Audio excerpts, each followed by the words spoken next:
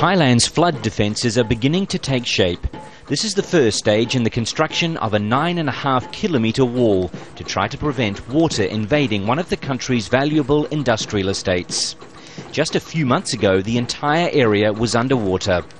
The government is yet to deliver on its promise to pay 2/3 of the cost of the wall, but the factory owners and park management can't afford to wait. When the floodwaters threatened industrial parks like this last year, they hurriedly built makeshift dikes to try to prevent the water from entering into the park itself. In the end, the dikes weren't nearly high enough and the floodwaters rose above them and completely engulfed all the factories. As the cleanup continues from the last flood, attention is turning to the next wet season, which could start in just over a month. The permanent defences won't be ready if another flood strikes, but a temporary wall will be.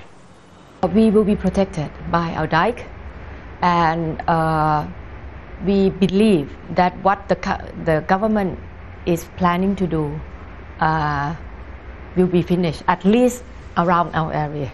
7 industrial estates were flooded last year, costing the country billions of dollars. Factories belonging to international giants like Honda, Sony and Western Digital came to a complete standstill. Most of the affected companies still haven't resumed full production. Trusty old machines sit dormant outside their homes, waiting for their fate to be decided. Vacant land is now being used as scrapyards, where millions of dollars worth of equipment has been dumped.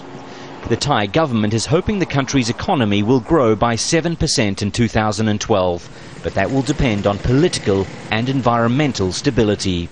And we haven't really had a normal year for a very, very long time because we've had, a series of both natural and man-made shocks. But one thing I think that's very clear is how resilient the place is.